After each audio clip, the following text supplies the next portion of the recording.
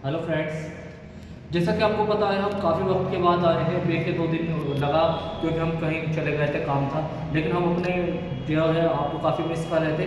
देखिए daily 1 series चल रही है आपकी, डेली क्वेश्चन नंबर 5 स्टार्ट करेंगे आज गोस के पेड़ में। देखिए 4 गोस के पेड़ में है, 4 में से बच्चों एक इस बार ज़रूर बनेगी। आप याद रखना 4 में से एक ज़रूर बनेगी इस बार। तो स्टार्ट करें, ज़्यादा वक्त खराब ना करके। गोस का नियम क्या है या गोस के पेड़ में क्या है, इस तरीके से आगा किसी बंद पदार्थ से गुजरने वाले वैद्युत फ्लक्स की गणना कीजिए। ठीक है, तो गोस की पेड़ में देखो, गोस की पेड़ में क्या है, किसी बंद पृष्ठ से, बंद पृष्ठ ये वाला है, देखो बंद पृष्ठ कौन सा है, ये वाला जो है, समझ रहे हो, वाला पूरा हिस्सा।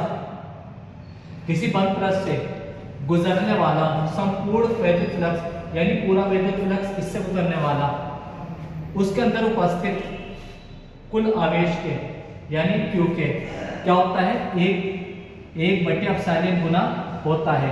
यानी गोस के पेड़ में फाई ई बराबर क्या होती है, फाई ई बराबर होती है Q बटे एप्सिलॉन 0। या आप इसे ऐसे भी लिख सकते हो, फाई ई बराबर Q गुणा 1 अपॉन एप्सिलॉन 0।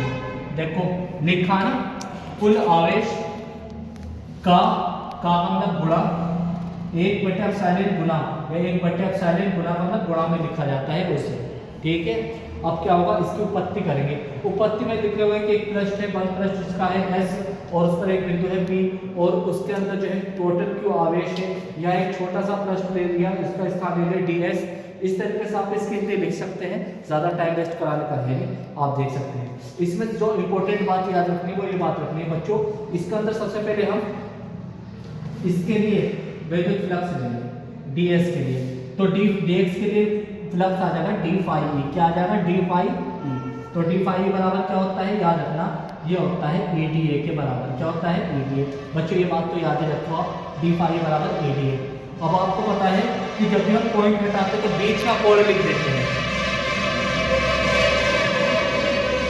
ऐसे रोड की प्रॉब्लम आपको झेलनी पड़ सकती है, जब आप पॉइंट हटाते हैं तो इनके बीच का कोण क्या हो जाएगा, cos थीटा। क्या हो जाएगा, cos थीटा। तो EDS लिख दिया मैंने, कोई सॉरी EDA लिख दो, वैसे कोई समस्या वाली बात नहीं, EDA cos थीटा। यानी पॉइंट हटाओगे d फाई बराबर वेक्टर E वेक्टर d, इसे हटाओगे तो EDA cos थीटा। ठीक है, पॉइंट हटा के आप cos थीटा लिख सकते हो। और E बराबर क्या होता है, ये सूत्र याद रख लीजिए, E बराबर होता है 1/4 Q बटे R की घात 2। तो आप क्या काम करेंगे, इस d फाई बराबर क्या हो जाएगा, देखो d फाई e बराबर हो जाएगा आपका, e की जगह ये वैल्यू रख दो पूरी 1/4 इस e की जगह ये वाली वैल्यू रख दो 1/4 इंटू Q बटे R की घात 2। देखो इस a की जगह ये इसके बराबर वाली सारी वैल्यू यहाँ रख दी। आगे क्या है, dA cos थीटा, आगे क्या है dA cos theta, dA cos theta हमने लिख दिया। ठीक है, अब इसे आगे वाले पृष्ठ पे अभी करते हैं, आगे वाले पृष्ठ पे करेंगे। देखो d फाई बराबर हमने ये लिख दिया पूरा, तो इसे नेक्स्ट पेज पे d फाई e बराबर, देखो q तो 1 से गुणा करेगा, किससे गुणा करेगा, 1 से। देखो q करेगा 1 से गुणा, ठीक है, और r करेगा किससे गुणा करेगा, इससे। तो q 1 से गुणा करेगा तो क्या आ जाएगा, q क्या आ जाएगा, q बटे 4πε0 ऐसे लिख देंगे। देखो क्यों ने 1 से गुणा करें, बटे में 4πε, d एक cos थीटा लिखा है, बटे में ये हो जाएगा आर इसके बटे में। आई होप मुझे आप मेरी बात यहाँ तक तुम्हें समझ में आ गई होगी।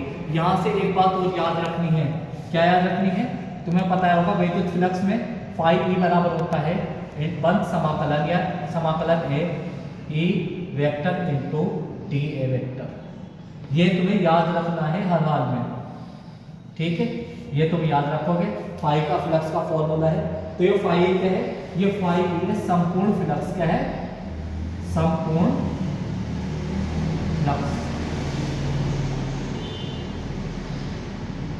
ये फाई क्या है, संपूर्ण फ्लक्स, ये क्या है, संपूर्ण फ्लक्स। थोड़ा इशू है, कोई बात नहीं। अब क्या होगा, अब ये होगा भैया देखो ईडीए का मान, टोटल मान जो ईडीए का मान था, ईडीए का पूरा मान ये आया देखो डी फाई बराबर ही तो था, तो ये वाला जो पूरा मान है ना, ये पूरा मान इसकी जगह रख देंगे, ईडीए की जगह, ईडीए की जगह ये पूरा मान रख देंगे।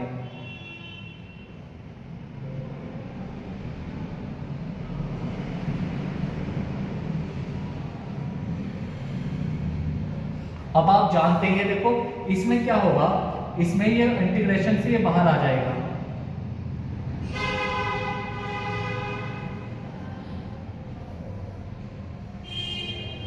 और तुम्हें ये भी याद रखना है, ये जो है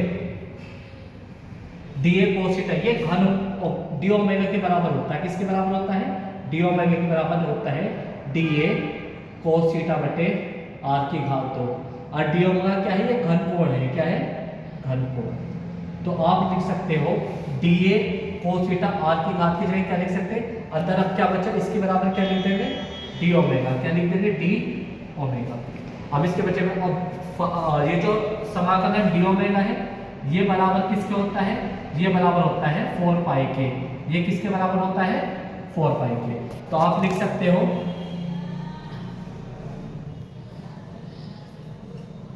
मल्टीप्लाई में क्या गया 4 पाई, यानी इसको पूरे हटा के क्या लिखा हमने 4 पाई, ये 4 पाई वैल्यू के बराबर हो जाता है।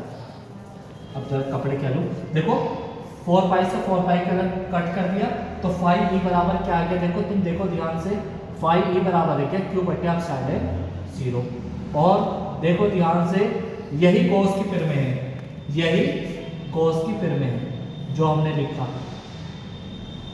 यही कोस की फिर में है, ये हमने कोस की फिर में को क्या कर दिया, शिफ्ट कर दिया। Thanks for watching.